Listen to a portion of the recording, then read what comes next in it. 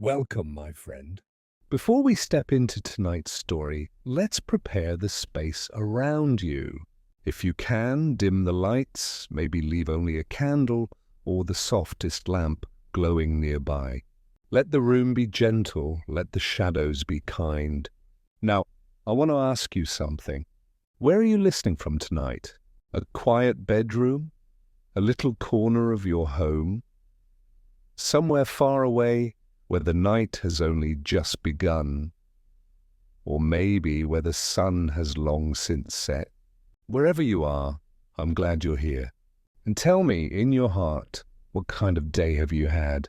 Perhaps you woke to a storm of tasks, or maybe the hours moved too slowly, weighed down by worries you couldn't quite shake. Maybe someone's words left a mark you didn't expect. Or maybe you've been carrying something heavier than anyone knows. Whatever it was, it ends here. Right now. Let it all slip away like sand between your fingers. You've reached the part of your day where you don't need to fight or chase or hold on to anything. Breathe in slowly and breathe out, letting every muscle soften. Feel the quiet settle into you. This is your time and no one can take it. Beyond this moment lies another world of stone castles under moonlight, of love carried in secret glances, of the kind of beauty that exists only in the soft hours of night. And you, my friend, are invited to walk there. Shall we begin? The wind moved gently over the rolling fields, carrying with it the scent of tilled earth and early spring flowers. Beyond the low stone walls that mark the farmland, the castle of Valebridge rose with its weathered towers and long banners that stirred in the breeze. The air still held a trace of winter's bite, yet the days were growing longer, and with them came the stirrings of new life. In the village below, men mended thatched roofs, women hung linens in the sun, and the sound of a blacksmith's hammer rang out, steady and sure. At the edge of this world stood Eleanor, daughter of a cloth merchant, her gaze fixed on the distant hills. She was not of noble birth, yet her family's trade had earned them a modest comfort. Her father's fabrics were sought after for their fine dyes and soft weave, and it was said the Countess herself once wore a gown sewn from Valebridge cloth. Eleanor had grown up among the scents of wool and linen, the bright jars of indigo and madder, the hiss of steaming dye pots. Yet her heart often drifted beyond the shop, wandering into the fields and forests, seeking the quiet company of birds and the rustling of leaves. On this day she carried a basket of cloth to the castle, for her father had been commissioned to supply new banners for the great hall. The path wound upward, passing beneath budding oaks and over the murmuring stream that marked the castle's moat. 2 guards at the gate eyed her with polite familiarity, for she had come many times before. They let her pass, and the stone archway opened into the courtyard, where grooms tended horses and servants hurried about their duties. It was here she first saw him. He was astride a chestnut stallion, the kind bred for both speed and strength, his back straight and his shoulders broad beneath a tunic of deep green. The sunlight caught in his hair, a shade somewhere between gold and copper, and his eyes, though she saw them only briefly, were the grey of a morning sea. A squire held the horse's bridle as he adjusted his gloves, speaking quietly to a man in the livery of the Count's household. There was something in his manner that marked him as both practised in command and yet untouched by arrogance. Eleanor did not linger her gaze for long, but as she moved toward the great hall, she felt a curious warmth in her chest, as though she had stumbled upon something she had been seeking without knowing it. Inside, the air was cool and dim, lit by shafts of sunlight that fell through high, narrow windows. The steward met her and inspected the fabrics, running his hand over the weave and nodding with approval.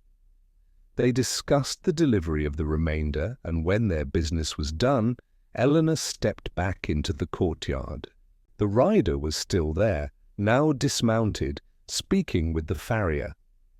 His gloved hand rested on the horse's neck in a gesture of quiet affection.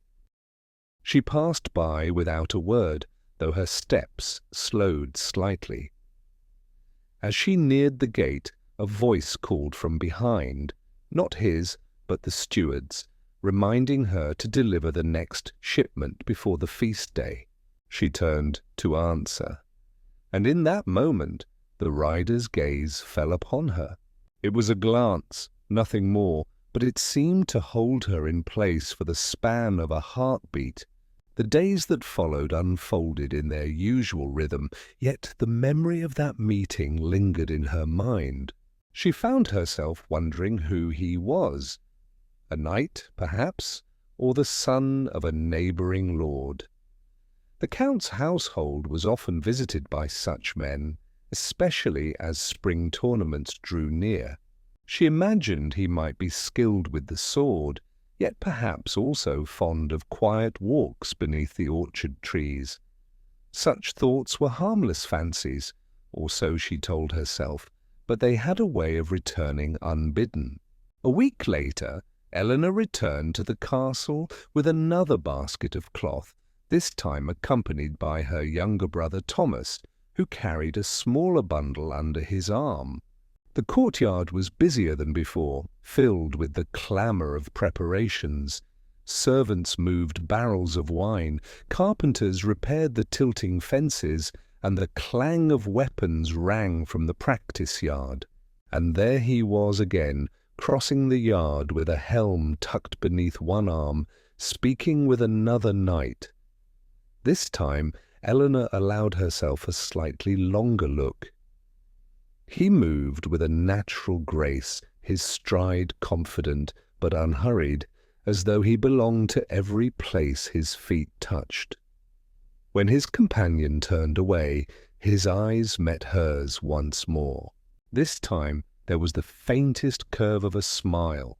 Thomas, oblivious, ran ahead toward the steward, leaving Eleanor to follow at her own pace.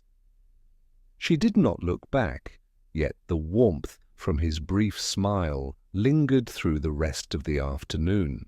It was on her third visit that she learned his name. The steward, in passing, mentioned that Sir Rowan of Dunley would be riding in the lists during the feast day games. "A skilled knight," he said, "recently returned from service in the northern marches." Eleanor repeated the name quietly to herself, feeling the shape of it on her tongue. Rowan. It suited him. In the days before the feast, the village buzzed with activity. Stalls were set up along the main road to sell pastries, roasted meats, ribbons, and trinkets.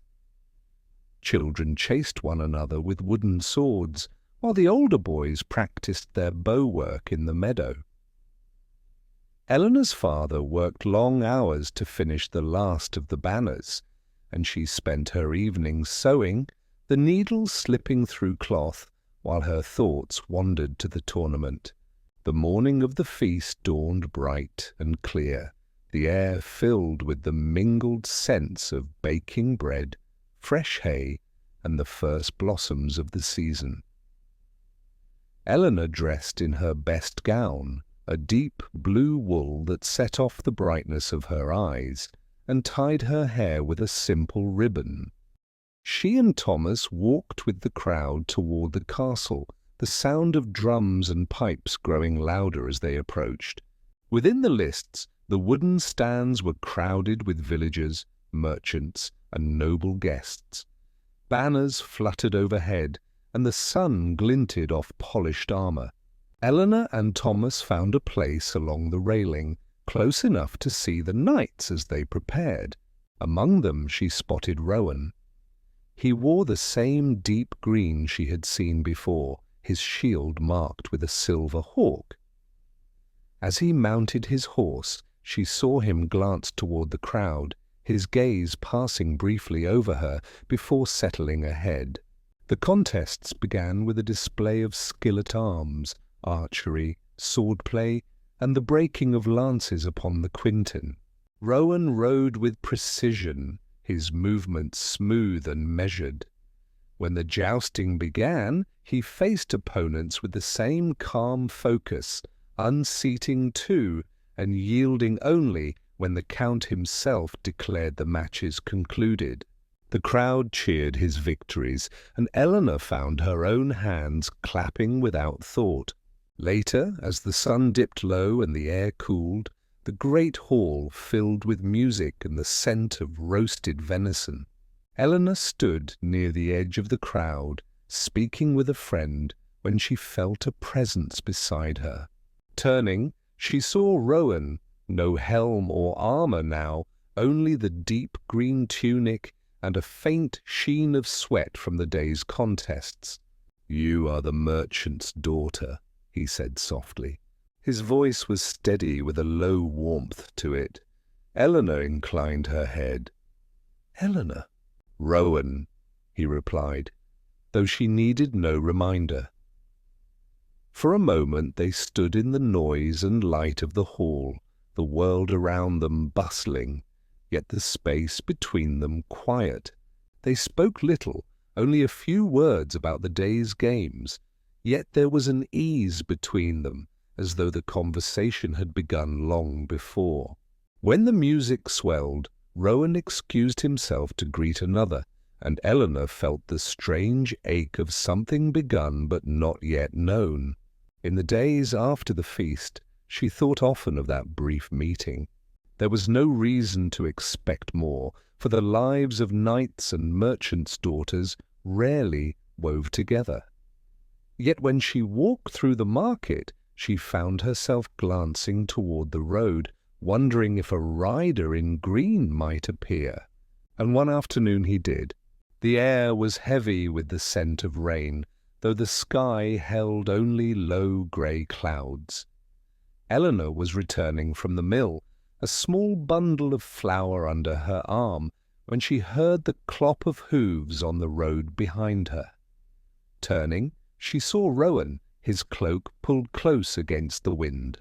He reined in beside her, offering a nod of greeting. "May I walk with you?" he asked. And though she knew the path was hers to walk alone, she found herself saying yes.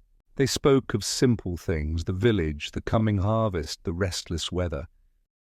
Yet beneath the words ran a quiet thread of something deeper, a sense that each glance and pause was another stitch in a fabric neither of them had yet named.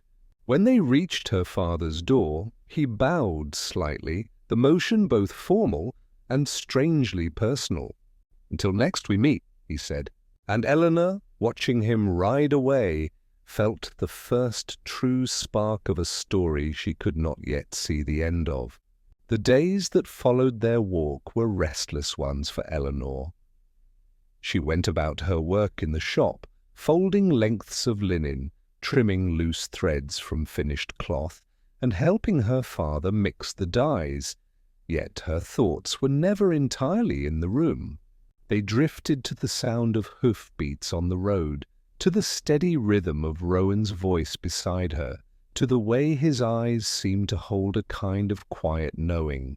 Spring advanced quickly that year. The fields beyond the village turned green with new grain, and lambs tottered unsteadily beside their mothers in the pastures. The castle's orchard filled with white blossoms, a soft snow that drifted down with every breeze. Eleanor often found herself lingering by the stream, watching the reflection of clouds on the water, wondering whether he thought of her as she thought of him. Rowan came again, though not to the shop. She first saw him at the edge of the market square, speaking with the reeve about the upkeep of the road to the northern pass. His cloak was spattered with mud from travel, and a faint shadow darkened his jaw, as though he had returned only that morning. He noticed her before she could turn away, and though the distance between them was crowded with people, he inclined his head with that same measured grace. She told herself not to look for him again, yet the following week she found him in the churchyard after Sunday Mass. He stood beneath the yew tree speaking with the priest, his hands clasped loosely behind his back. When their eyes met, there was a pause in his conversation, and the smallest lift at the corner of his mouth. It was not an invitation, not exactly, yet something in it made her chest feel lighter. By late April the days grew warmer, the smell of fresh-turned earth mixing with the sweetness of meadow flowers. One afternoon, Eleanor carried a bolt of cloth to the castle for her father. The steward was not in the hall, and a servant directed her to the orchard, where the Count's men were inspecting the bee-skeps for the coming honey harvest. She found them near the far wall, the low hum of bees drifting through the branches. Rowan was there, speaking with one of the keepers. When he saw her, he stepped aside, letting the man pass, and for the first time they were alone, without the noise of the market or the press of a crowd. "You walk far for your father's trade," he said, his voice low, as though the orchard itself asked for quiet. "It is good to walk," she replied, her hands resting lightly on the folded cloth in her arms. "The road shows me the season's changes." He glanced at the blossoms above them, a petal catching in his hair before drifting to the grass. "And this season? It feels as if it will be a good one." They spoke no further, for others soon returned, yet something passed between them in that still moment, something unspoken, but certain. In the weeks that followed, their meetings became a quiet pattern, though never planned. Sometimes it was in the market, sometimes in the shadow of the church, sometimes along the road where the hedgerows grew thick with new leaves.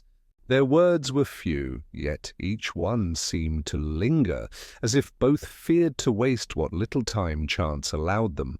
It was in early May, on a day warm enough to leave the windows open, that Eleanor heard the news from her father. A messenger had come from the Count's hall requesting that she and Thomas bring several bolts of cloth to the castle for fitting. The garments were to be ready before the midsummer feast, which was to host not only the lords of the region, but a delegation from across the border. The following morning, Eleanor and Thomas set out, the cloth strapped carefully in bundles to a small handcart. The castle gates were already open, the courtyard filled with the sound of hammering as workmen repaired the outer wall. Rowan was there, speaking with a mason, his green tunic bright in the morning light. When he saw her, he crossed the yard without hesitation. "You work early," he said, his eyes flicking briefly to the cart. "There is much to be done before midsummer," she replied, her hands tightening slightly on the wooden handle. "Then I should not keep you," he said, though his gaze lingered a moment longer before he stepped back. That night, Eleanor lay awake long after the household had gone quiet, the soft creak of the rafters overhead. She thought of the way his voice seemed to warm the air around it, of the steadiness in his manner, of the strange ease she felt when he was near. She wondered if he thought of her in the same way. The days passed, each bringing small duties and quiet moments. She saw him again when delivering the finished garments, and though they spoke only briefly, there was a shared understanding in their glances. Yet life in the village moved on, and with it came whispers of matters beyond her knowing. It was the market day before midsummer when she overheard two women speaking near the well. One said Rowan was to ride north after the feast, to oversee the garrison at a border keep. The other added that he might be gone for months, perhaps longer. Eleanor felt the words settle in her like a stone dropped into deep water. That evening, she walked alone to the meadow beyond the stream, where the tall grass swayed in the breeze. The thought of him leaving, of the road stretching between them, was one she had not prepared for. Yet she knew it was the way of such men, bound to service and duty. Midsummer came bright and clear, the air warm with the scent of roses and the distant sound of pipes and drums. The village was near empty, its people gathered at the castle for the feast. Eleanor wore her blue gown again, the ribbon in her hair fresh and white. The great hall was a blur of colour and movement, the tables heavy with bread, fruit, and roasted meats. She saw him across the room, speaking with another knight. When their eyes met, something in his expression changed, a quiet acknowledgment passing between them. Later, when the dancing began, he found her near the outer wall of the courtyard, away from the press of the crowd. "You heard I am to ride north," he said softly, his voice almost lost beneath the music. "I did," she replied, her gaze steady though her heart felt unsteady. "I will return," he said, and for the first time his words carried something more than courtesy. "And when I do—" He paused, as though the rest was better left for the future. They did not dance, nor speak much more, but the weight of that promise stayed with her. 2 days later, he was gone. The mornings felt quieter without the sound of hooves on the road. The market seemed smaller, the orchard more still. Eleanor returned to her work, her days marked by the slow turning of the season. She told herself he would return, that midsummer was only a beginning. And yet there was no knowing when the road would bring him back. The first week after Rowan's departure passed with an odd stillness. The castle road, once lively with the comings and goings of knights, squires and messengers, seemed quieter, as though the very air had settled into a slower rhythm. Eleanor rose each morning to the familiar sounds of her father's work, the thump of cloth bolts on the table, the hiss of steam from the dye-pot, but her thoughts often wandered northward, toward the borderlands where Rowan now rode. Summer ripened quickly. The fields beyond the village turned gold, and the market stalls overflowed with baskets of cherries and early plums. Children ran barefoot through the lanes, and the evenings stretched long and warm, the sky holding its light well past the ringing of the vespers bell. Eleanor worked steadily, helping her father meet the demands of visiting merchants drawn to the midsummer fairs. Yet in the quiet moments between tasks, she would glance toward the castle road as though a familiar rider might appear at any time. At first, there was no word of him. The northern marches were far, and news travelled slowly, carried by riders who stopped only briefly in the village. It was nearly a month before she heard his name spoken again. A peddler in the market, pausing to rest beside the well, told of seeing Sir Rowan at the keep of Blackthorn, overseeing repairs to its outer wall. The peddler said the garrison there was in good order, though the land around it was wild and unsettled. Eleanor listened without asking questions, tucking each detail away as one might keep a precious coin. The days grew hotter. The bees in the orchard worked steadily among the blossoms, their hum a constant undercurrent to the summer air.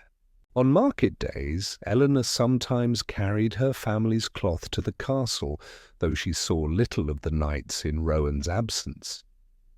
She spoke occasionally with the steward, who, when pressed, would only say that the Count was pleased with the work being done in the north. One afternoon, in the middle of July, a rider came through the village bearing the Count's seal. He stopped at the cloth shop to collect a small order for the garrison, and as Eleanor's father prepared the bundle, the rider handed Eleanor a folded scrap of parchment. There was no seal upon it, only her name written in a careful hand. Her heart quickened as she stepped into the back room, away from the noise of the street. The writing inside was brief. Rowan's hand, she knew it at once. He wrote that the northern air was cool even in summer, that the hills there were wild and green, and that he hoped she was well. He ended with a line that stayed with her long after she folded the parchment again.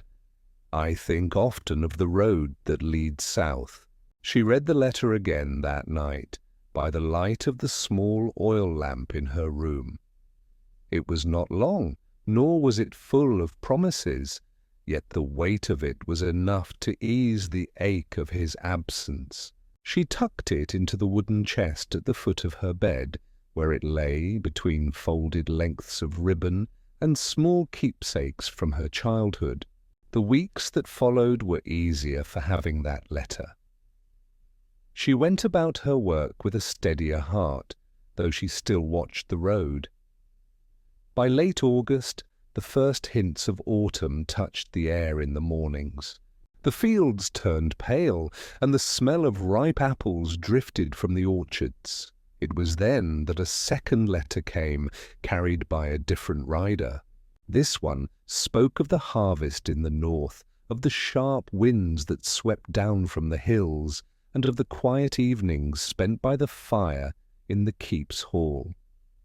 "The stars here are bright and cold," he wrote, "but I think of the warm evenings of Valabridge and of the people there who make it so."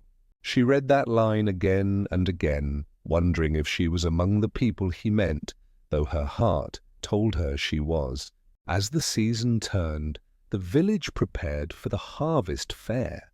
Stalls were built, musicians tuned their instruments, and the air filled with the smell of spiced wine. Eleanor worked with her father to set out bolts of cloth dyed in the rich colours of autumn, deep crimson, warm gold, and the dark blue of the evening sky.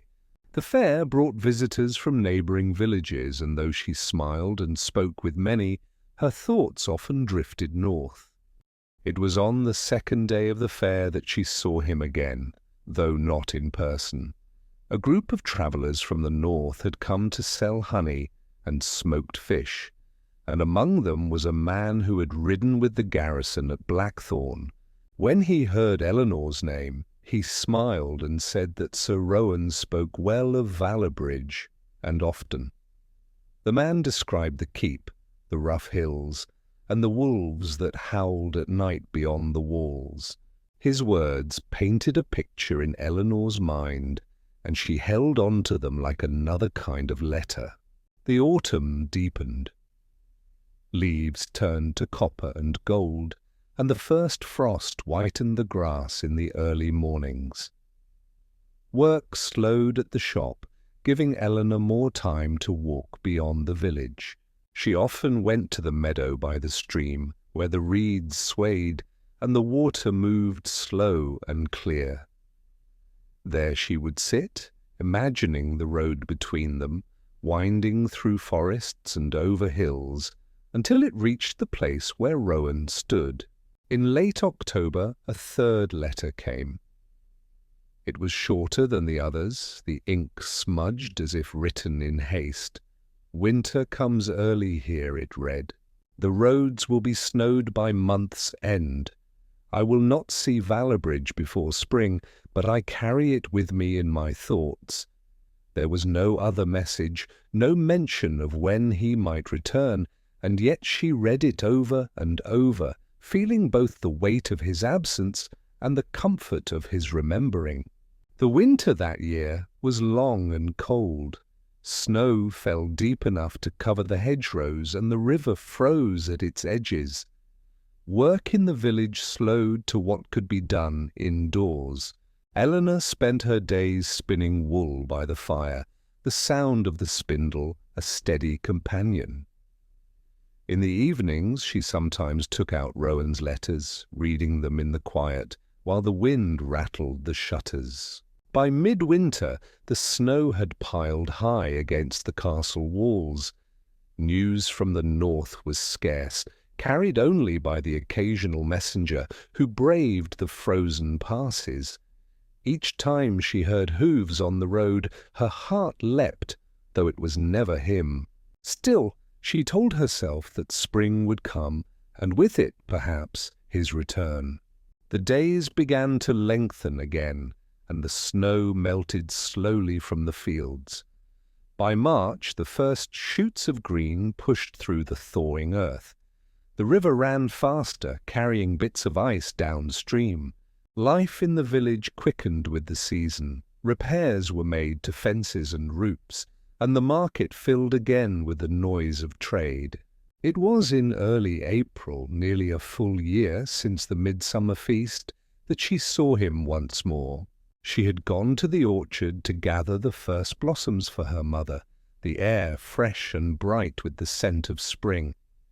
As she crossed the meadow, she saw a rider on the road, his cloak a deep green. Her breath caught, though she told herself not to hope too soon. But as he drew nearer, she knew.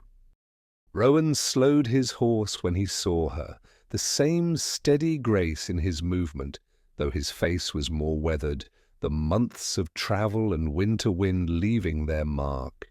Yet his eyes were the same grey she remembered, and the way they rested on her made the long months between them seem to fold into nothing.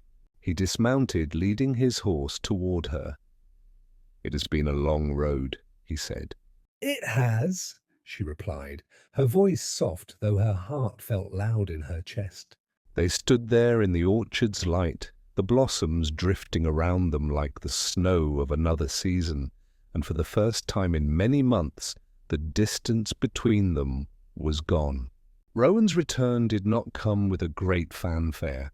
There was no gathering in the castle yard, no herald to announce his arrival. He rode in quietly, as though the long months in the north had made him more a part of the road than the court. Eleanor, seeing him that day in the orchard, had not expected the moment to last beyond a greeting, but he walked with her back toward the village, leading his horse, and the air between them felt both familiar and new. The conversation was light at first. He spoke of the snow in the hills, of nights so cold the fire could not chase the chill from the stones of the keep. She told him of the harvest fair, of the floods in late autumn that had swept away part of the bridge, of the first deep frost that had settled over the valley. Neither spoke of the months apart in any direct way, yet each glance seemed to acknowledge them. When they reached the lane that led to her father's shop, he stopped. "I will see you again," he said. And though the words were plain, the weight of them was not. She nodded, and he rode on toward the castle, the sound of his horse's hooves fading slowly behind her. The days after his return were marked by a quiet change in the rhythm of the village. Rowan was often seen in the market, speaking with the reeve or inspecting the repairs to the road. Sometimes she saw him from a distance, a figure in green against the pale stone of the castle walls. At other times they crossed paths more closely, at the well, by the churchyard, or in the meadow where the stream curved gently through the grass. Each meeting was unplanned, yet it felt as though some unseen hand wove them into the same places. Their words were still few, yet they carried a warmth that seemed to settle deeper each time. He never lingered long enough for idle gossip to form, yet not so briefly as to seem distant.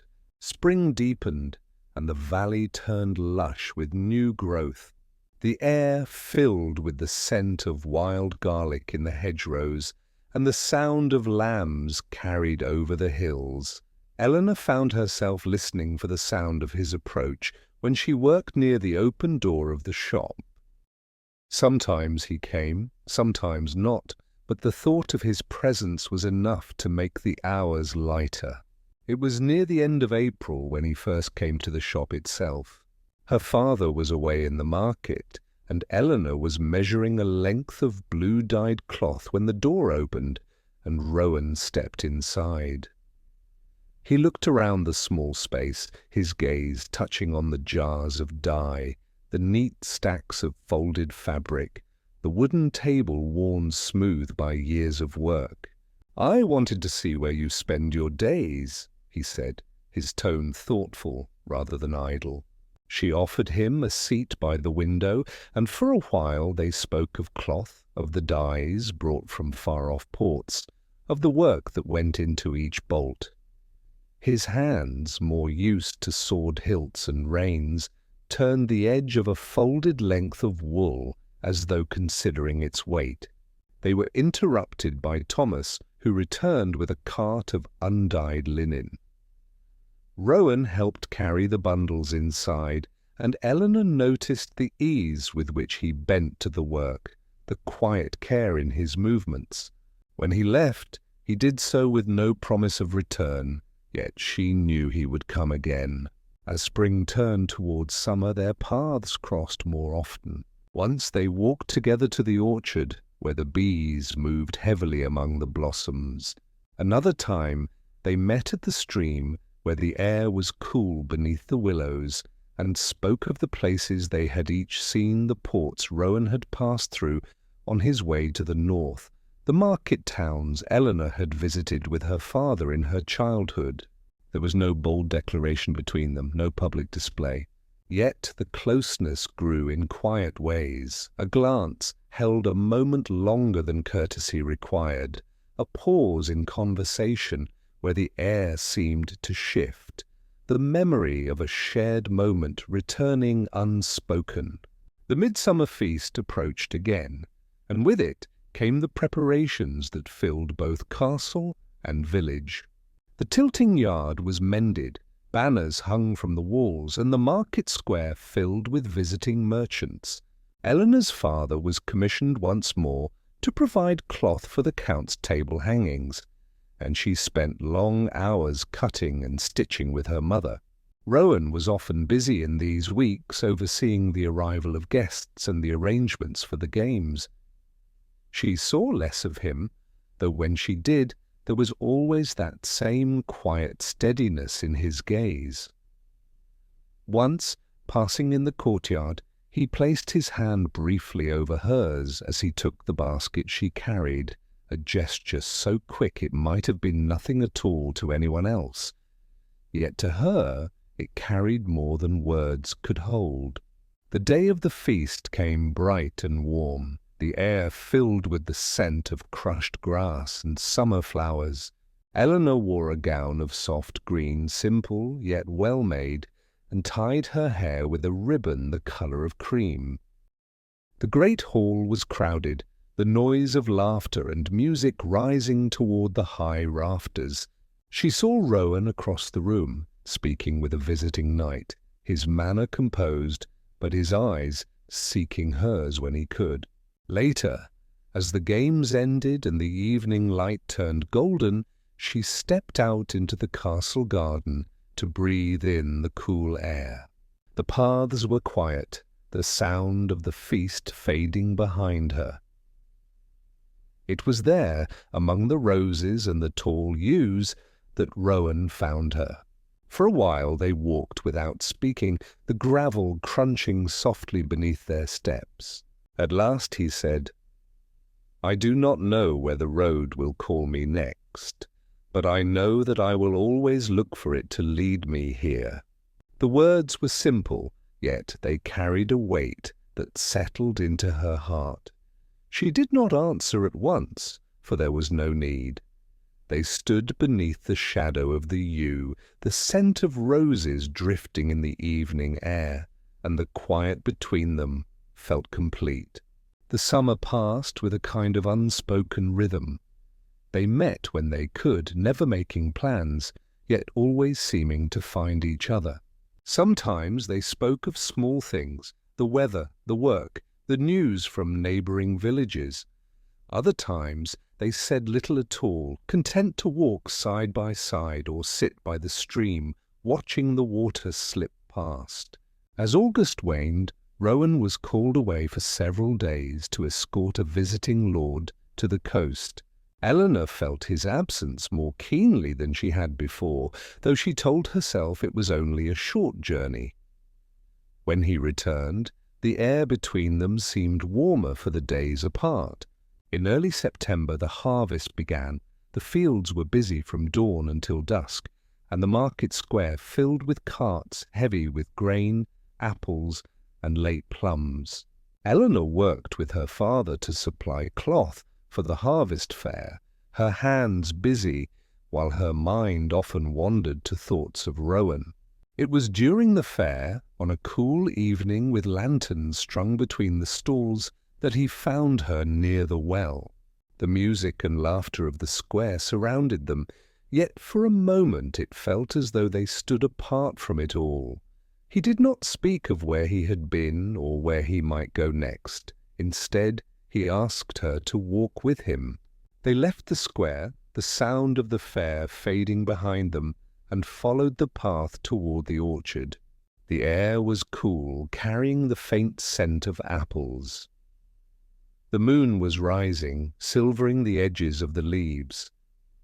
They walked slowly, neither in a hurry to reach the end of the path. When they reached the far edge of the orchard, Rowan paused, looking out toward the dark line of the hills. "I will not always be in Bridge," he said quietly, "but I would have you know that when I am not here, I will still carry this place with me." Eleanor understood that he meant more than the village or the castle. She felt the truth of it in the way he looked at her, in the quiet certainty of his voice. She said nothing, only met his gaze, and in the stillness between them something was settled without being spoken aloud. The fair ended, and the days shortened. The leaves turned to gold and copper, and the evenings grew cooler. Rowan remained in Bridge through the autumn, and though his duties kept him busy, they found their quiet moments together. It was not the loud, sudden romance of a ballad sung in the market, but something slower, steadier, and perhaps more lasting. And in those months, Eleanor began to believe that whatever roads lay ahead, they would always find a way to meet again. The autumn of that year lingered longer than most. Frost touched the grass in the early mornings, yet the afternoons were mild, the sun lying low and golden across the fields. The harvest had been good, and the village of Bridge felt the comfort of full granaries and well-stocked cellars. Life moved in its steady rhythm. Fields cleared, cloth dyed, market stalls set out for the last fair before winter. But for Eleanor, the days carried a quiet brightness, for Rowan was still there. He had not spoken of leaving again. His duties seemed to lie within the Count's lands for now, overseeing the training of the younger squires and attending to matters of the castle's defence. Sometimes he rode out to the neighbouring villages, but never for long. Eleanor grew used to seeing him in the market square or passing along the lane in the early evening as the sun set over the hills. Yet she knew well enough that such peace could not last forever. Knights were bound to service, and service often meant the road. It was during the last market fair of the season that she first heard whispers of unrest to the south. Two merchants from the coast spoke in low voices near her father's stall, their words carrying just enough for her to catch. They said a border lord had refused the Count's levy, that there were disputes over trade rights and the passage of goods through certain valleys. Eleanor thought little of it at first, for such matters seemed far from her life. Yet the next day she saw Rowan speaking at length with the Count's steward, their expressions serious. The days shortened quickly after that. The sun set before the evening bell, and the air turned sharp enough to carry the scent of wood smoke from every hearth. Work in the shop slowed, though Eleanor and her mother spent many evenings mending and preparing winter garments. Sometimes Rowan would pass by on his way to the castle, pausing to exchange a few quiet words. Other times she saw him in the church after Sunday Mass, his manner unchanged, yet with something more thoughtful in his gaze. By early November the first frost lay heavy on the fields each morning. It was then that Rowan came to the shop one evening, after the shutters had been drawn and the lamps lit. He stood in the doorway for a moment before stepping inside, his cloak dusted with frost. "I will be riding south," he said, his voice steady but low. Eleanor felt the stillness of the room press in around them. "For long?" "I do not yet know," he replied. "There are matters that require the Count's presence near the southern border, and I am to go ahead with a small company to prepare." There was nothing more to say that would not sound like either protest or farewell, and neither felt right.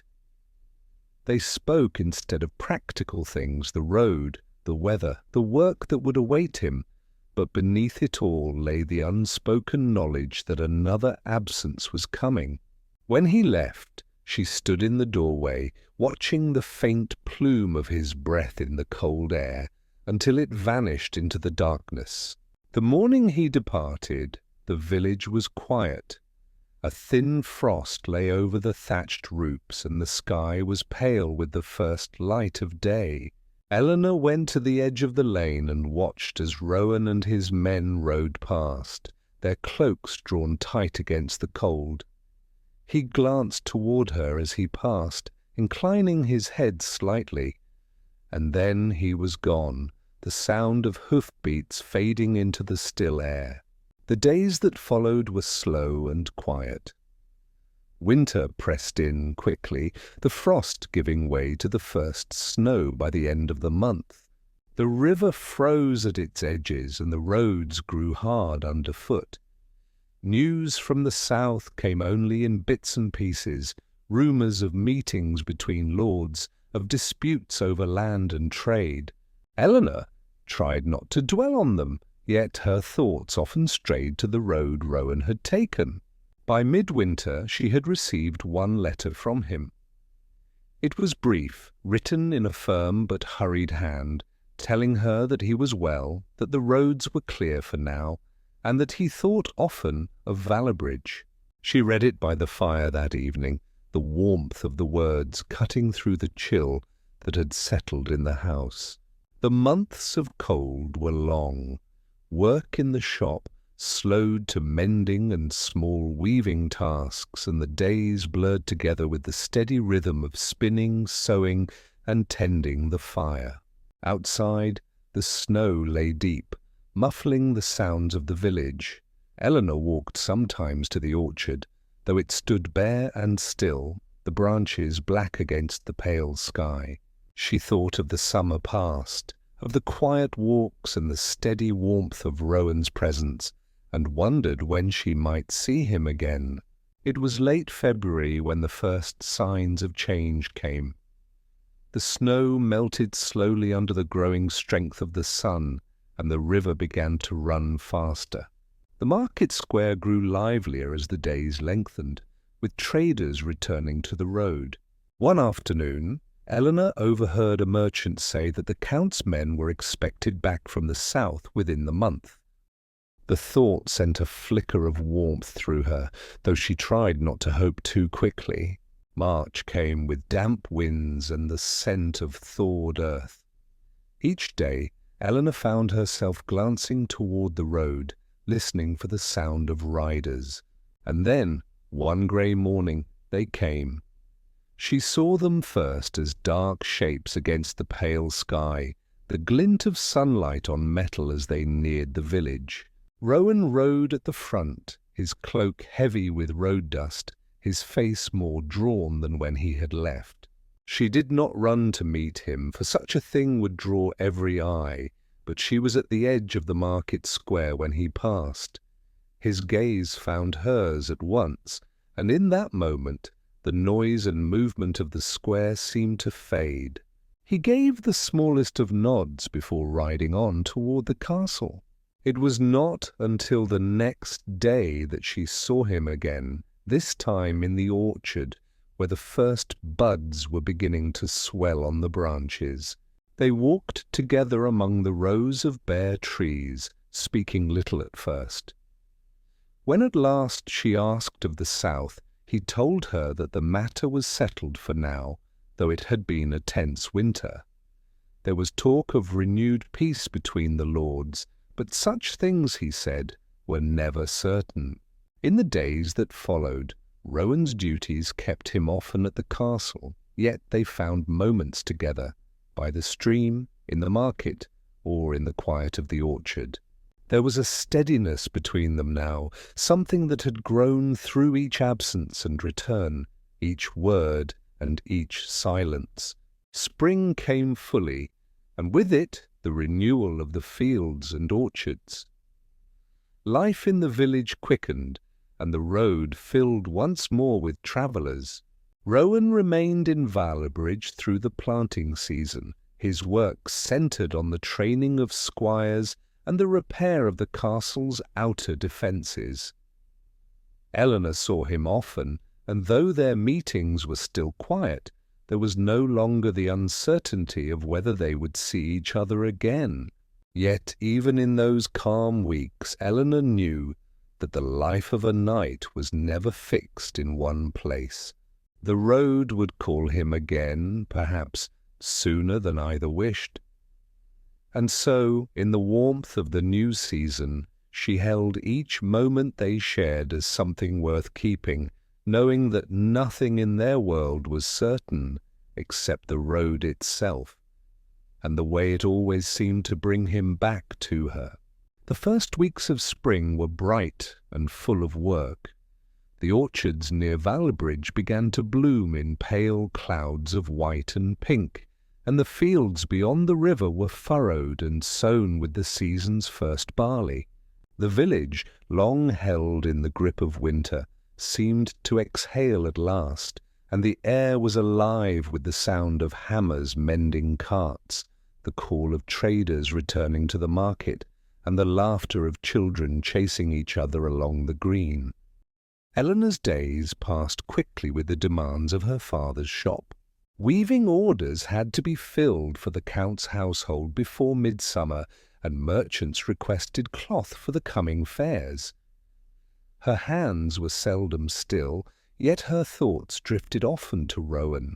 He was often away at the castle, his duties keeping him close to the Count's command, but now and then she would see him in the market or on the road, and those small moments seemed to steady her days. The peace of the season made what came next all the sharper. It began with a stranger. He appeared one afternoon in the market, a tall man wrapped in a heavy travelling cloak despite the mild weather. His hair was dark and his beard neatly kept, and there was something about the way he moved, steady, watchful, that drew attention without asking for it. Eleanor noticed him because he lingered near her father's stall longer than most, his eyes passing over the bolts of cloth before settling on her. He said nothing, only offered a polite nod before moving on. At first, she thought little of it. Travellers came often in spring, bringing news and goods from far-off towns, but 2 days later she saw him again, this time at the edge of the orchard, while she was returning from the river. He did not approach, only watched her for a moment before walking away. When she mentioned it to her mother, the older woman frowned and told her to be cautious. The roads might be safer in spring than in winter, but there were always those who meant harm, and a lone woman could draw the wrong sort of attention. Eleanor tried to put it from her mind, yet in the following week the man appeared twice more, once in the market and once near the church after Sunday Mass. Each time he gave no cause for alarm beyond his presence, yet something in his gaze unsettled her. It was Rowan who noticed next. They were in the orchard, walking between the rows of trees as the late afternoon light fell warm across the grass. She had told him nothing of the man, unwilling to seem foolish, but Rowan's eyes were sharper than most. "Who was the man watching us from the road?" he asked quietly, not stopping his pace. Eleanor hesitated before answering, and when she did, it was with careful words. She told him of the first meeting in the market, of the times she had seen the man since. Rowan's expression grew thoughtful, though he said nothing for a time. At last, he told her to keep to the busier parts of the village when she could, and to have her father walk her home if she was out after sunset. His tone was calm, yet there was an edge to it that she had heard before, when speaking of roads in uncertain lands, or of men who could not be trusted. 2 days later, the stranger was gone. At least he was no longer in the market or on the roads near Valbridge. Whether he had moved on to another village or simply chosen to keep his distance, Eleanor did not know. Life seemed to return to its steady rhythm, but if the man had left her thoughts, he had not left Rowan's. She saw it in the way he looked over his shoulder when they walked together, in the way he lingered at the edge of the market when she was there. He was more watchful than before, though he did not speak of it. By the time summer came, the incident had faded to little more than a shadow on memory. The fields ripened under the long days, and the orchards grew heavy with fruit. The village prepared for the midsummer fair, when traders, performers, and buyers would come from miles around. It was always the busiest time of year, and for Eleanor it meant long hours in the shop and at the loom. The fair began on a bright morning, with the sound of music and the scent of roasting meat drifting through the air. Stalls lined the market square, and the green beyond was crowded with tents. Children darted between the booths, and the voices of hawkers rose above the hum of the crowd. It was near midday when Eleanor saw the man again. He stood at the edge of the square, half hidden by a tent, his gaze fixed on her. The sight of him sent a coldness through her despite the warmth of the day. He had changed little, still the same dark hair, the same neat beard, but there was something in the way he watched her now that felt sharper, more intent. She turned away at once, busying herself with the cloth her father had asked her to arrange, but she felt his gaze linger long after she had moved. That evening, she told Rowan. His expression hardened in a way she had rarely seen. He asked her to tell him exactly where the man had been, what he had done, whether he had spoken. She told him all she could remember, which was little, but it was enough. The next day, Rowan was in the market from morning until late afternoon. The stranger did not appear. Whether he had been driven off by Rowan's presence or had simply chosen another moment to watch, Eleanor could not say. A week passed, and then another. The fair ended, the tents were taken down, and the market returned to its usual size. Life seemed to settle again. It was late in the season when Rowan came to her father's shop one evening, his cloak marked with dust from the road. He had been away on a brief errand for the Count, but his manner was as steady as always. They spoke quietly for a while, the talk easy, until Rowan's gaze shifted to the street outside. The man was there, leaning casually against the wall of the building across the lane. He made no move to approach, but his eyes were fixed on Eleanor. Rowan's jaw tightened. He excused himself from the shop and crossed the lane with the unhurried stride of a man who knew exactly what he meant to do. Eleanor could not hear the words he spoke, but the stranger's expression changed, first a faint smile, then something sharper, and at last a glance away. After a few more words, the man turned and walked down the lane, disappearing into the gathering dusk. When Rowan returned, his face was calm again, but there was something in his eyes that told her this was not over. That night, Eleanor found it hard to sleep. The thought of the stranger's gaze followed her even in the quiet of her room. She did not know what he wanted or why he had chosen to watch her, but she trusted that Rowan would not let the matter rest. The days that followed were marked by a change in Rowan's presence. He seemed to be near more often, at the market, on the road to the river, in the orchard, yet never in a way that drew too much attention. It was as if he had set himself quietly between her and whatever danger the stranger might pose. By harvest time, the man had not been seen again. Perhaps he had gone for good, perhaps not. But for Eleanor, the memory lingered, and with it a deeper awareness of how quickly the peace of their village could be touched by shadows from elsewhere. And for Rowan, it seemed to have deepened something as well, a quiet resolve that she could see in his gaze, in the steadiness of his voice when they spoke. It was not only the road that could call him away. Sometimes trouble could come to the place they called home. And when it did, he meant to stand where it could not reach her. Autumn arrived with a sky the colour of pewter and the smell of rain in the air. The fields around Valbridge were busy with the harvest, carts laden with grain, apples gathered in wicker baskets, and smoke curling from chimneys where fires dried the damp out of the air. The village was alive with work, but beneath the cheer of the season, Eleanor carried a quiet unease that would not lift.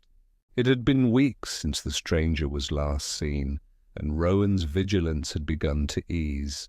Yet the memory of those still watchful eyes lingered. She told herself it was foolish to dwell on it, that many travellers passed through and meant no harm.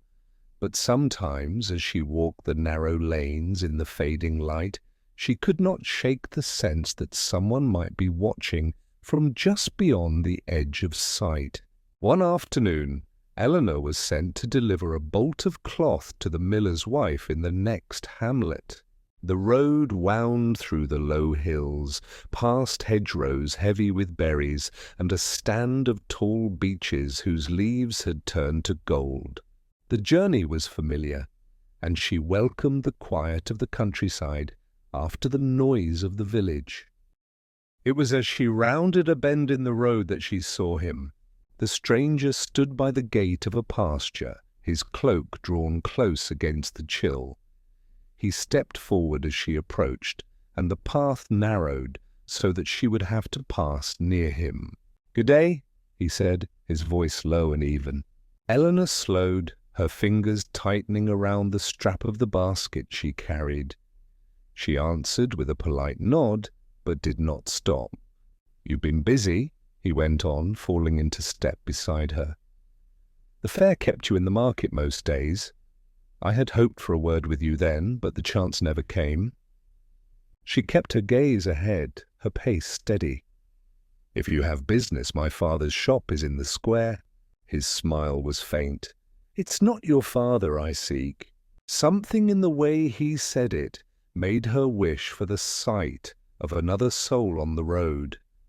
But the lane was empty, the only sounds the call of distant crows and the wind stirring the branches above. "I have no business with you," she said, and quickened her pace. He kept up easily, his tone still calm. "Perhaps not yet, but I think you will, in time." She turned sharply onto a side path that led toward the mill, her heart beating faster. He did not follow, only called after her. You cannot always be kept behind watchful eyes. The words clung to her long after she reached the miller's house. She said nothing to the miller's wife, not wanting to spread worry, but on the way back she chose a longer route through open fields rather than the wooded lane. When she returned to the village, Rowan was not there. He had been sent to the castle for the evening, but she told her father, who listened with a grave face. He promised to speak to Rowan at once. The next day, Rowan found her in the orchard. His expression was calm, but there was a tightness around his eyes she had seen before. He asked her to tell him exactly what had happened, and she repeated every word she could remember. "I'll see to it," he said simply when she had finished. 2 days passed without sign of the stranger. Then, on the third day, Rowan came to the shop in the late afternoon, his cloak damp from the rain. He spoke briefly with her father before taking Eleanor aside. "He's not just a wanderer," Rowan said quietly. "His name is Corvin. He's been seen in towns west of here, asking after people, staying no longer than a week before moving on. No one's certain what he's after, but he's clever enough to keep from trouble with the law." Eleanor's unease deepened. "And me? Why—" Rowan shook his head. "I don't know yet, but he won't be near you again." There was a certainty in his tone that made her want to believe him, yet she could not forget the way Corvin had spoken, as if her life were a path he already knew the shape of. The weather turned colder, and the days shortened. Rowan was often gone before dawn, returning after dark. She guessed that much of his time was spent on the roads around the village, but he told her little beyond what she needed to know. It was on a market morning, with the air full of the scent of damp earth and wood smoke, that Corvin stepped out from between 2 stalls and blocked her path. The square was busy, but the crowd seemed to move just enough that no one was close enough to hear their words. "You didn't answer my question the other day," he said, his tone still even. Eleanor kept her voice low. "I have nothing to say to you." He studied her for a moment, then smiled, not warmly, but as if amused by something only he understood. "You're careful. That's good. You'll need to be." Before she could answer, Rowan's voice came from behind her, calm but edged with steel. "Step away from her." Corvin's eyes flicked past her to Rowan, and for a moment the two men simply regarded each other. Then Corvin's smile faded, and he stepped back, blending into the crowd as though he had never been there. Rowan did not follow him. Instead, he stayed at Eleanor's side until they were clear of the square. "That's the last time he comes near you," Rowan said. His voice was steady, but she could hear the weight in it. That evening, there was talk in the tavern of a traveller who had left the village in a hurry, taking the west road before sunset. Whether it was Corvin or not, Eleanor could not be sure, but she noticed that Rowan was gone for 2 days after, returning with a weariness in his eyes that he did not explain. Winter crept in early that year, the first snow falling before All Hallows. The village huddled into its winter habits, fires banked high, doors shut early, the roads travelled only when need demanded. And through it all, Rowan was near more often than before. Eleanor did not ask what he had done to keep Corvin away. She knew only that the quiet they had known before was slowly returning, and that sometimes, when Rowan's gaze lingered on her across the orchard or over the loom in her father's shop, there was something unspoken there, something steady and unyielding, and hers. The first deep snow of winter lay over Valabridge like a white quilt, softening every edge and muffling every sound. The orchard branches sagged under its weight, and the roofs of cottages wore their caps of frost. Smoke rose in slow, lazy spirals from chimneys, carrying the scent of oak and pine through the still air. The village had drawn inward for the season, each household tending to its own warmth, its own work, its own circle of light. Eleanor found a certain comfort in the rhythm of these cold months. The days began with the lighting of the hearth, the smell of bread baking, the chatter of the loom in the shop as her father worked the shuttles.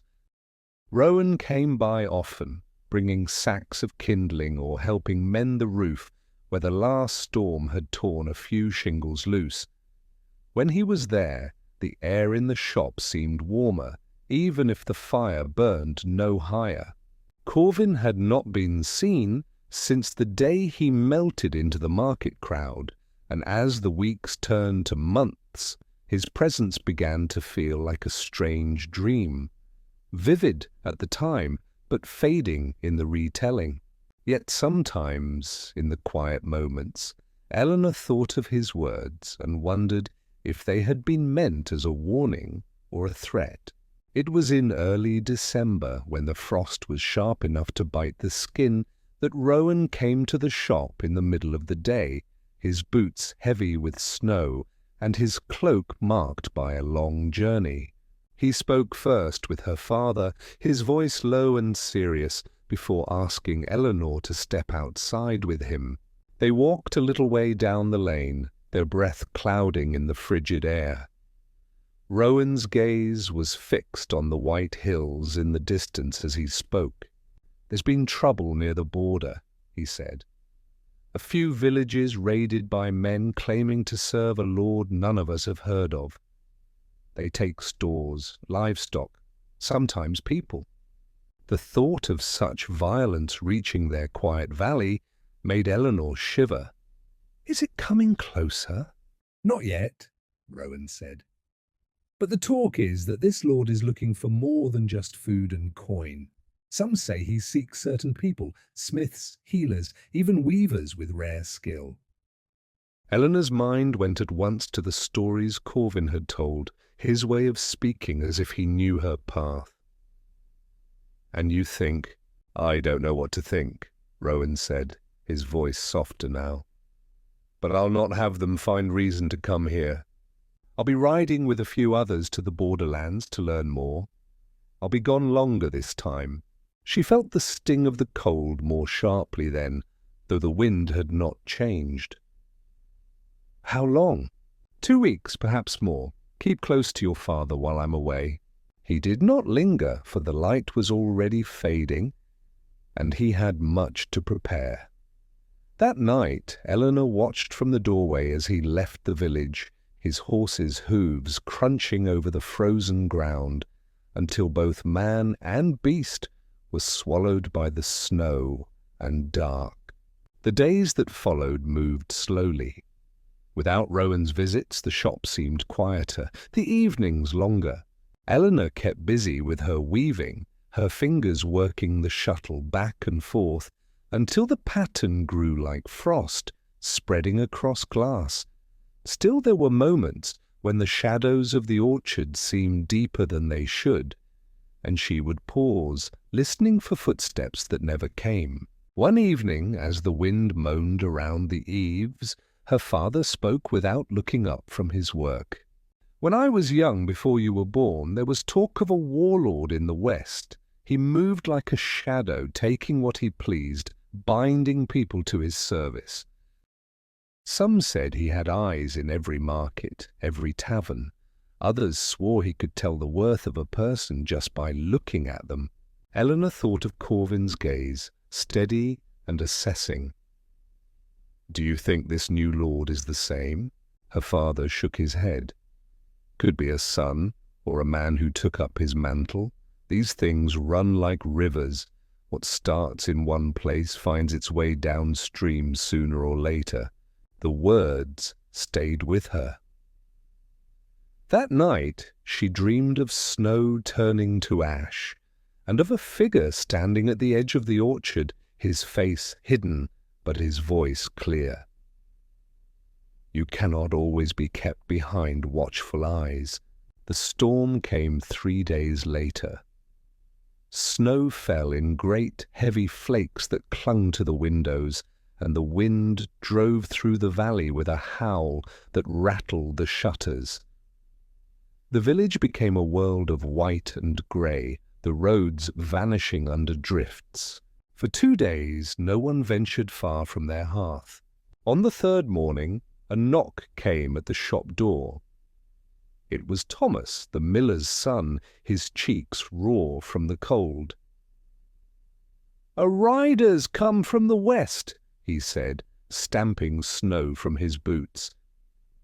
"Says he's looking for someone here, a woman who works the loom." Eleanor's breath caught. "What name does he give?" "No name," Thomas said. "Only that she makes patterns like no other, and that his master will pay well for her service." Her father's jaw tightened. "Tell him there's no such woman here, and see that he's gone before nightfall." Thomas nodded and left, but Eleanor could see in her father's eyes that he was thinking the same thing she was. This was too close to be chance. The rider left before sundown, but unease settled over the household like an unwelcome guest. That night, Eleanor found herself listening to every creak of the timbers, every gust of wind, wondering if it masked another sound beneath. A week later, Rowan returned. He looked thinner, the skin under his eyes shadowed from too little sleep, but there was relief in his face when he saw her. "They're moving slowly," he said, as they walked through the orchard, their boots crunching in the crusted snow. "But they're spreading. Not an army, just enough men to cause fear and take what they want." She told him of the rider, and his expression darkened. "Then they've marked this place already. I'll have to make certain the road to Valibridge is less welcoming." He spoke little of how he planned to do it, only that he would need to leave again soon. But in the days he was there, his presence seemed to hold the cold at bay.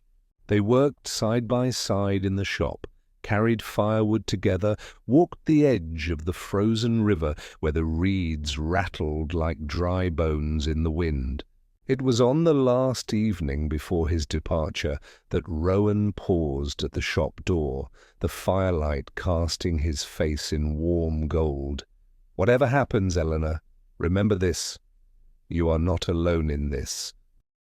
The words were simple, but they settled in her like a promise, one that might yet be tested before winter's end. The morning Rowan left again was colder than the last time, the sky a pale sheet without sun, the air so still that every sound carried. Eleanor stood in the orchard as he rode away, the frost on the branches glittering faintly in the weak light. His figure grew smaller until the white swallowed him, leaving only the muffled crunch of hooves fading into silence. She stayed there a long while, listening, as though the air might still hold his presence if she stood still enough. The village seemed quieter in the days that followed, though she knew it was only her own awareness sharpening in his absence. Every face she saw in the market seemed to be watching her a moment too long. Every rider who passed down the road was a shadow of possibility. Even the sky felt heavier, as though it was lowering itself toward the valley, pressing the people closer to their hearths. Her father noticed her distraction. "The winter always feels longer when you wait for something," he said one evening while trimming the wick of the lamp. "It's best to keep the hands busy and the mind with them." She tried.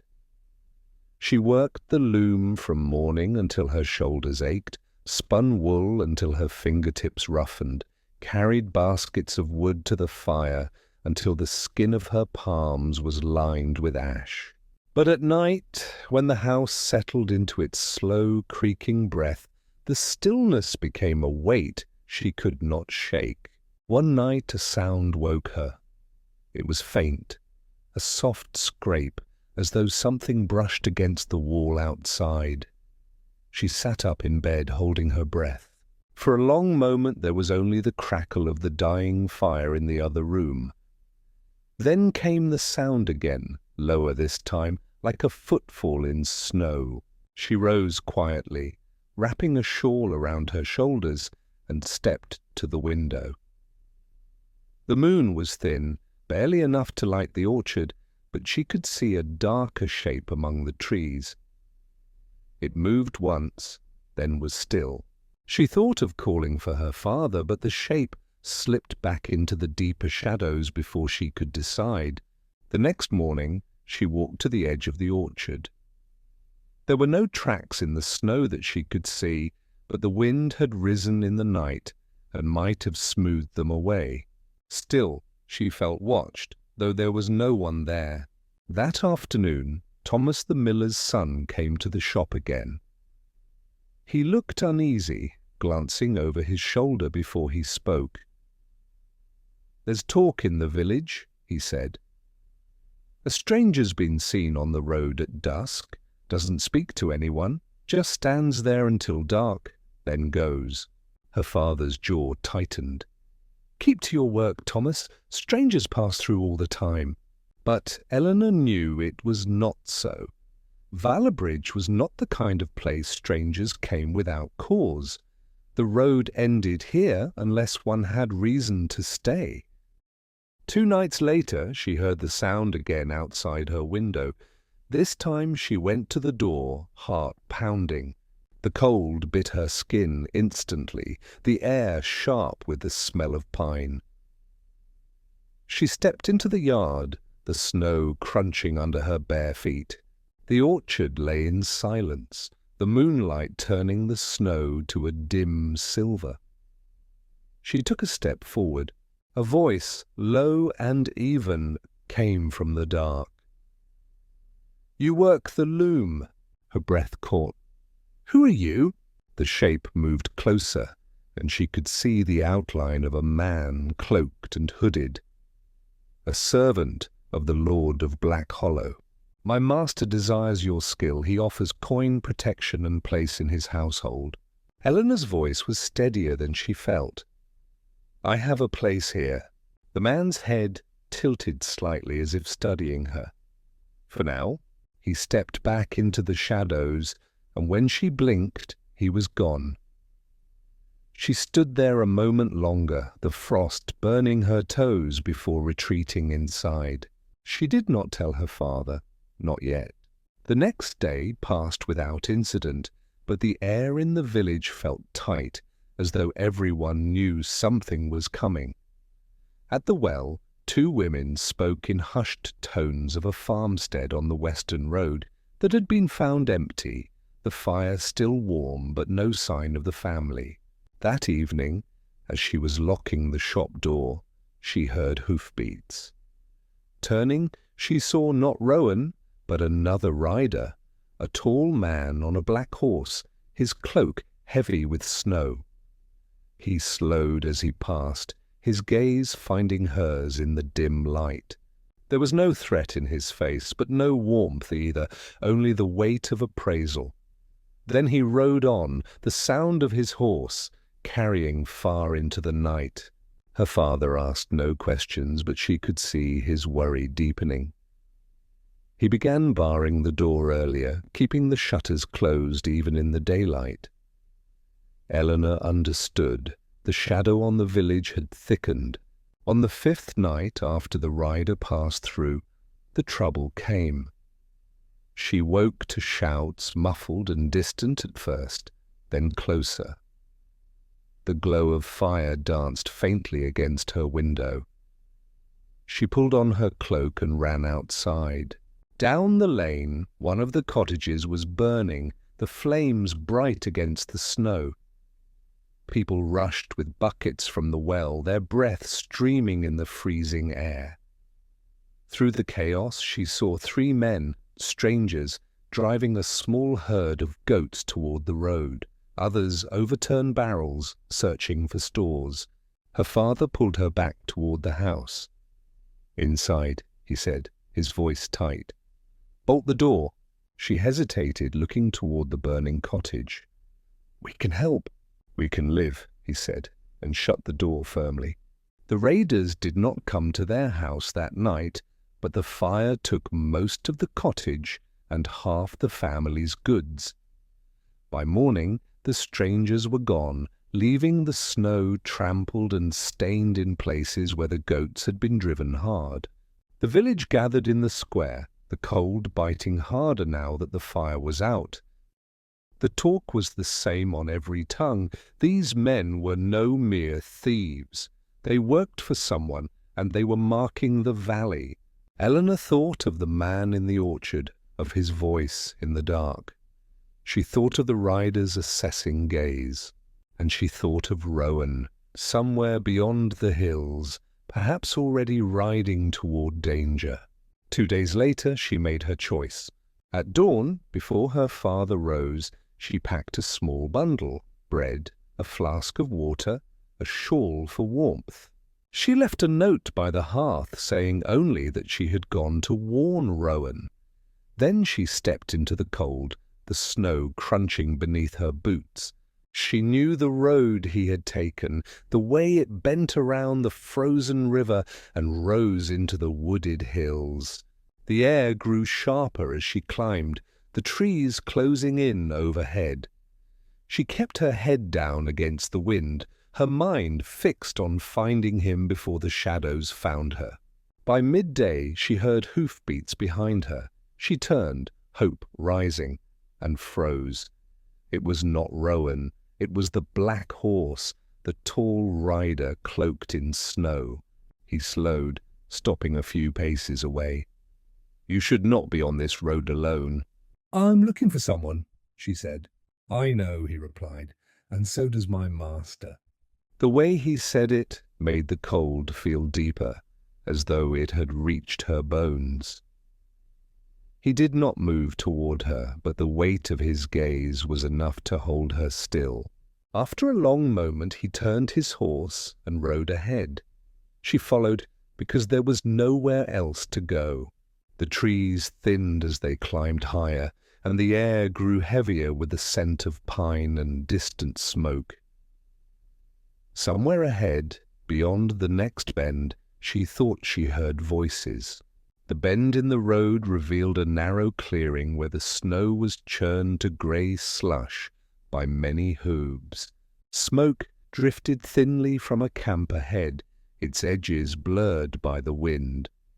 The tall rider dismounted, his boots sinking into the wet snow with a soft crunch. "Wait here," he said, though it was not a request. Then he walked toward the camp, his figure dissolving into the swirl of smoke and pine shadow. Eleanor stood in the road, her breath a pale cloud before her. She could hear muffled voices, the clink of metal, the dull thud of wood against wood.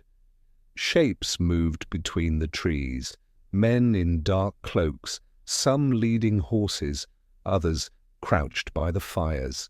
They glanced at her without expression, but the silence that followed each glance felt heavier than words.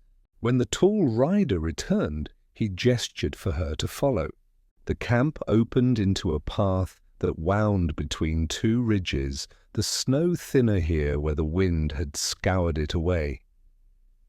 The smell of smoke grew sharper, mingled with something metallic, like blood on cold iron. At the far end of the path stood a hall, black-timbered, its roof steep and rimmed with ice, the windows narrow slits of dim orange light. The trees around it leaned inward as though the forest itself were pressing close. Inside, the heat was sudden, almost stifling after the cold.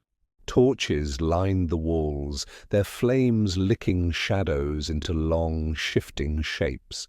The floor was covered in thick furs, and at the far end, on a great chair carved from dark wood, sat a man Eleanor knew without introduction. The Lord of Black Hollow was not as she had imagined. He was not old, nor hunched with cruelty. His hair was dark, his shoulders broad, and his eyes were the color of deep water, calm, but with a pull that drew the gaze and held it. He studied her in silence for a long while before speaking. "You work the loom," he said, his voice even, though it carried easily across the hall. "I do," she answered. "My household has need of hands such as yours, and yet you walk the road alone, in winter, without guard." "I am looking for someone," she said. "A rider. His name is Rowan." The faintest curve touched his mouth, though it was not quite a smile. "Ah, the soldier." He leaned back in his chair. "He is brave, and he is reckless. He will find his way to me soon enough, but you have arrived first." Eleanor's hands clenched in the folds of her cloak. "Let me go to him." "You mistake the nature of this meeting," the Lord said. "It is not you who decides where you go." Before she could speak, he rose from his chair. The movement was smooth, unhurried, like a predator circling prey. "The valley is changing. The raids you have seen are only the beginning. When the snows melt, the roads will be mine, and those who serve me will be safe." Her voice was steady, though her heart raced. "And those who do not, they will be swept aside," he said simply. "You are clever enough to see the choice." The tall rider who had brought her stepped forward, placing a folded bundle at her feet. "A token of welcome," the Lord said. "Wear it, and the valley will know you are under my protection." She did not move. His gaze sharpened. "Refuse me now, and when the spring comes, neither your father nor your soldier will stand in my way." The torches hissed in the silence that followed. Somewhere deep in the hall, a log cracked in the fire. Before she could answer, a shout rose from outside, the clash of metal, the thud of boots on frozen ground. The Lord turned his head slightly as though listening to the rhythm of the noise. Then he smiled, slow and certain. "Ah, here he is." The doors burst open. Cold air and snow swept into the hall, and with it came Rowan, his sword drawn, the edge bright in the torchlight. His cloak was torn, his hair damp with melting frost, but his eyes were fixed on her. Eleanor. Her name was both a question and a relief. The tall rider stepped toward him, but Rowan's blade flashed up, halting him. "You'll stay where you are," he said, his voice low but carrying. The Lord of Black Hollow regarded him as one might regard a wolf stepping into the firelight. "You've come far for her." "I'd go farther," Rowan said. The Lord's gaze flicked to Eleanor. "And yet she stands here, unbound, no harm done, only an offer made." Rowan's jaw tightened. "I've seen your offers, burned cottages, empty homes." "Survival is never without cost," the Lord said. "You, of all people, should understand that. You have fought for men who gave you less than nothing in return." For a moment, something unreadable passed between them, a recognition perhaps of the kind of men they were. Then Rowan shifted, placing himself fully between Eleanor and the Lord. "She's leaving with me," he said. The Lord's eyes narrowed, though his voice stayed calm. "You think the road will be kind to you, soldier? That the valley will not close its teeth around you both?" Rowan's grip on his sword did not waver. "Let it try." The hall seemed to still. Even the torches burned quieter. Then the Lord stepped back to his chair, lowering himself into it as though dismissing them. "Go then, but know this. When spring comes, the snow will melt, and the roads will run my way. When that day arrives, neither of you will stand against me." They backed toward the doors, Rowan's gaze never leaving the Lord's. The tall rider moved as if to follow, but the Lord raised a hand, halting him. "Not tonight." Outside the cold hit like a wave, but the air felt cleaner, sharper. Rowan took her hand, pulling her toward the road. His horse waited, breath steaming in the dark. They rode hard, the forest rushing past in a blur of black and white. Only when the hall was far behind did Rowan slow, letting the horse breathe. "I told you to stay in the village," he said, though his tone was more weary than angry. "I couldn't," she replied. "The raids, the strangers, I had to warn you." He glanced at her, the tension in his shoulders easing slightly. "You shouldn't have had to." The snow began to fall again, soft and steady, covering the tracks they left behind. They reached the edge of the valley just as dawn touched the hills, the sky pale with the promise of day. When they returned to the village, the people gathered in the square, relief plain on their faces. But the talk was uneasy. Everyone knew the raids would come again, stronger when the thaw came. That night, by the fire in her father's house, Rowan told her quietly, "I can't stay here long. If I do, they'll come for the village to get to me." She met his gaze. "Then I'll go with you." He shook his head. "It's not a safe road." "It's not safe here either," she said. Outside, the wind shifted, carrying with it the faint, distant sound of a horn. Rowan heard it too, his expression hardening. "They're watching already." They both knew it was not the end, only a pause before the next storm. But for that night, with the fire warm at their backs and the snow sealing the doors, they let the moment be theirs.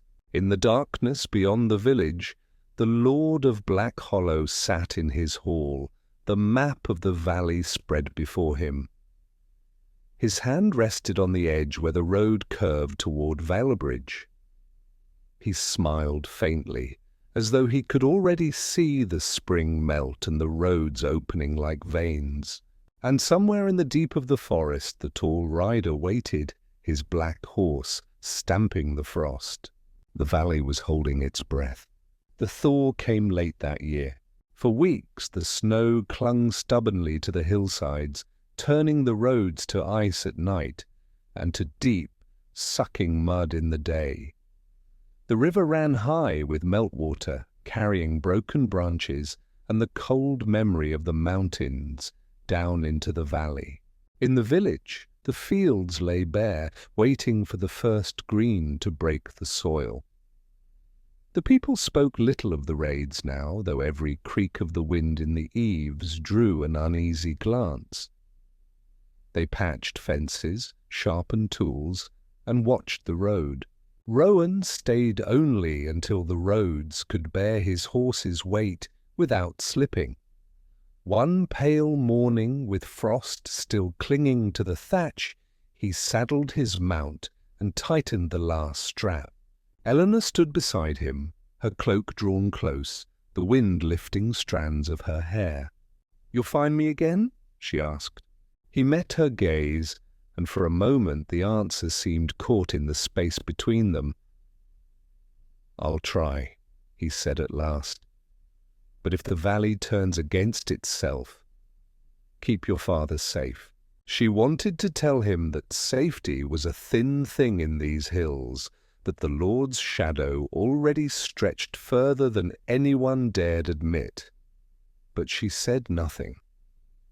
Words would only make the leaving harder. Rowan rode north, the mist swallowing him in slow folds until he was gone. She stood in the road long after the sound of hooves had faded. Far above, in the dark timbered hall of Black Hollow, the Lord sat at his table, the map before him. The meltwater lines ran like veins across the parchment, each road and path a thread to be pulled. His fingers rested lightly on the route to Valabridge, as if he could feel the rhythm of the people moving along it. The tall rider entered without sound. "The soldier is gone," he said. The Lord's eyes did not lift from the map. "Not gone, only moving where I wish him to move. The road will bring him back." "And the girl?" "She will stay," the Lord replied. "For now." Beyond the hall, the forest was waking, streams murmuring under the ice, branches stretching toward the lengthening light. Crows gathered along the ridges, their black wings sharp against the pale sky. By the time the first flowers opened in the meadows, the valley would not be the same. The Lord knew it. Rowan knew it. And in the quiet of her father's home, Eleanor knew it too. For now the snow still covered the scars on the land. But spring was only ever a brief mercy, and mercy in the black hollow was always the first thing to melt. And so, dear friend, our tale for tonight comes to a gentle close. The candles have burned low, the echoes of footsteps in the castle halls have faded, and the world beyond your room has grown quiet. Let the last words of this story linger like the fading notes of a lullaby, soft and slow, carrying you into the arms of sleep. You have travelled far tonight, through winding stone corridors, over moonlit fields, and into the hearts of characters who lived and loved in a time long past. Their joys and sorrows now rest, like folded letters kept safe in an old chest, waiting for another night to be opened again. As you lie here, let your breathing slow. Feel the weight of the day melting away, as if every worry is nothing more than dust drifting from an ancient parchment, carried off by the gentlest breeze. You are safe here. You are warm here. This moment belongs only to you. The stars outside keep their silent watch, just as they have for centuries. And somewhere, in a place between dreaming and waking, the medieval world still hums quietly, its cobblestone streets glowing faintly in the lantern light, its people whispering stories you may hear again when sleep takes you there. Close your eyes now. Let the night hold you. Drift into dreams where love is timeless and stories never truly end. I will be here, waiting whenever you wish to return. Good night, and may your dreams be as gentle as the turning of the pages we leave behind tonight.